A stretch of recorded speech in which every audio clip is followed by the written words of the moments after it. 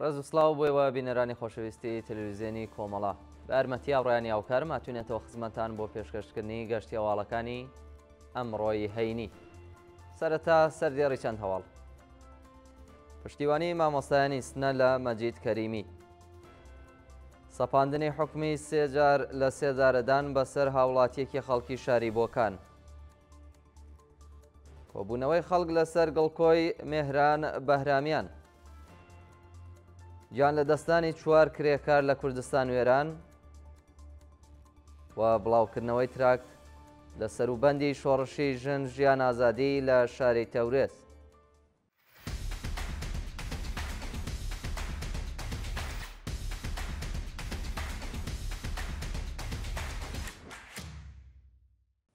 پشتیوانی مامۆستایانی سنە لە مەجید کەریمی.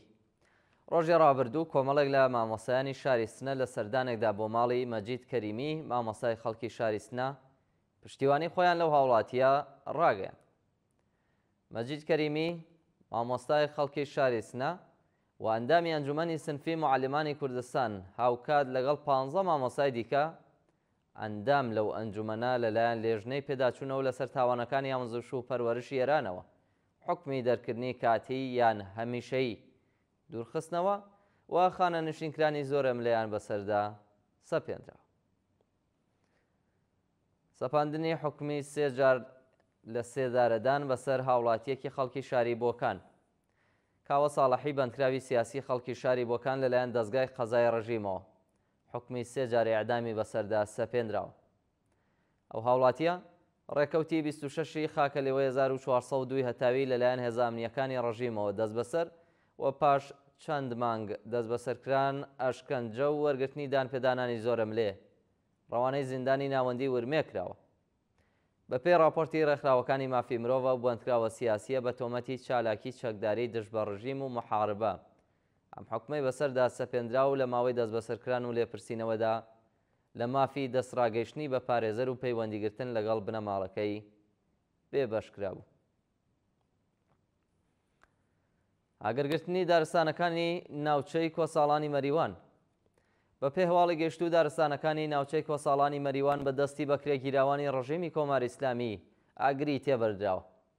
بەپێی راپۆرتەکان بەرزایەکانی گوندی کۆلیژ و هەواری هەیشور ئاگری گرتووە و ژینگە پارێزان و خەڵکی ناوچەکە داوایان لە ڕێکخراوە ژینگەیەکان و ژینگە پارێزانی کوردستان کردووە کە بەهانایانەوە بچن. شانی باسە مەترسی گەشتنی ئاگرەکە بە ناوچەکانی نیشتەجێبوونی هاوڵاتیان هەیە و خەڵکی ناوچەکە بەبێ کەرەستەی تایبەت بۆ کوژانەوەی ئاگرەکە هەروە لە هەوڵی کوژانەوەیدا. شەڕتربوونەوەی گوشاری هێزەکانی ڕژیم بۆ سەر مانگرتوانی شرکەتی ئاڵۆمنیۆمی عێراق. ڕۆژی پێنجشەممە ڕێکەوتی 20 خەرمانان هێزە ئەمنیەکانی ڕژیمی کۆماری ئیسلامی بە مەبەستی شکاندنی مانگرتنی کرێکارانی شرکەتی ئاڵۆمنیۆمی عێراق چوونەتە نێوە و شیرکەتەوە. بەپێی راپۆرتەکان ڕۆژی پێنجشەممە فەرمانداری ئەو شارە بەڵێنی داوە بە کرێکارانی ناڕازی کە داخوازیەکانیان جێبەجێ دەکات بەڵام مانگرتوان ڕایانگەیاندووە کە تا ڕۆژی دووشەممە کۆنابنەوە بەڵام بەردەوامی بە مانگرتنەکەیانەدەن. هەروەها دۆخی تەندروستی کۆمەڵێک لە کرێکاران لە خراپیدایە و 36 کرێکاری دیکە لەلایەن دەستگای قەزای ڕژیمەوە دۆسیەیان بۆ سازکرا.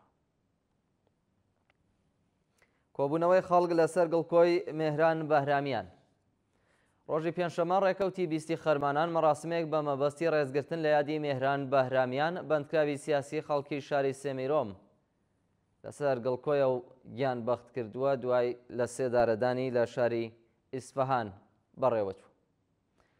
مێهران بەهرامیان لە دەست بەسەرکراوانی شۆڕشی ژن ژیان ئازادی لە ڕۆژانی ڕابردوودا لەلایەن دەستگای قەزای ڕژیمەوە بە تۆمەتی شۆڕشی چەکداری دژ بە ڕژیم و کوشتنی بە ئەنقەستی بەکرێگیراوێکی ڕژیمی کۆماری ئیسلامی لە 3 دارەدرا. ڕژیم لە ترسی ڕاپەڕینی خەڵکی ئازادیخواز لەو شارە ئیزنی ناشتنی تەرمیە و بەندکراوە سیاسیەی پێشویان نەداوە لە شوێنی لەدایکبوونی بەڵام خەڵکی ئەو شارە و ئازادیخوازان ڕۆژی ڕابردوو مەراسمێکیان بە بەشداری بەرینی جەماوەر بە مەبەستی ڕێزگرتن لە یادیە و بەندکراوە ئەعدام کراوە بەڕێوە بردوو و پەیمانیان لەگەڵ هەموو گیان بەختکردوانی ڕێگەی ئازادی نوێ کردەوە. گیان لەدەستانی چوار کرێکار لە کوردستان و ئێران. لە ڕۆژانی ڕابردوودا چوار کرێکار بەهۆی نەبوونی ئیمەنی شوێنی کار لە چەند شاری کوردستان و ئێران گیانیان لەدەستداوە و کرێکارێکی دیکەش بە سەختی بریندار بووە. بە پێی راپۆرتەکان سێ کرێکاری بیناسازی و هەڵکەندنی بیر لە شاری تاران تووشی ڕووداو بوون و بۆ هۆیەوە دوو کەس گیانیان لەدەستداوە و هەروەها کەسێکی دیکەش بە سەختی بریندار بوو.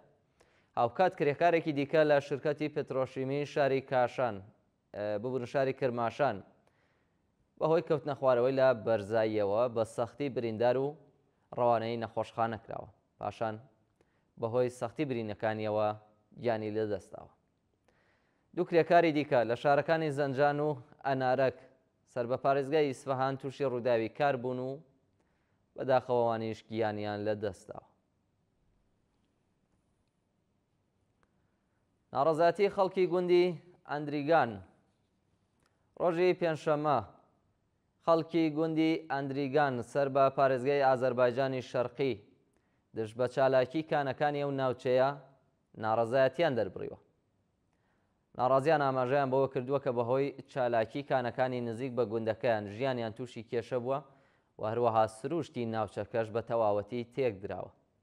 ناڕازیان لە بەردەوامی کۆبوونەوەکەدا خوازیاری کۆتایی هاتنی چالاکی کانگەکانی ئەو ناوچەیە، پێدانی قەرەبووی ئەو ئاژەڵانەیان کە بەهۆی چالاکی ئەو کانانەوە کوژراون، سزادانی تاوانبارانی لە ناوبردنی سروشتی ناوچەکە و هەروەها بایەخدانی بەرپرسان بە داخوازیەکانیان بوون. دوایین هەواڵمان سەبارەتە بە بڵاوکردنەوەی تراکت لە سەروبەندی شۆڕشی ژن ژیان ئازادی لە شاری تەورێز. بە پێوە دیمەنانەی کە بەدەستی ناوەندی هەواڵی کۆمەڵە گەیشتوون، خەڵکی ئازادی خواز و چالاکانی مەدەنی لە شاری تەورێز لە سەروبەندی شۆڕشی ژینادا لەو شارە تراکتیان بڵاو کردوێتەوە. بە پێوە وێنانە خەڵکی ئازادی خواز بە بڵاوکردنەوەی تراکتی ژینا ئەمینی ڕێگات بەردەوامە و ژن ژیان ئازادی ساڵیادی دەستپێکردنی ئەو شۆڕشەیان پیرۆز کرد و داوایان لە هەموو خەڵکی ئازادی خواز و مافخوازی ئێران و کوردستان کرد ساڵیادی ئەو شۆڕشەدا بێدەنگ نەبن و بڕژێنە سەر شەقامەکە.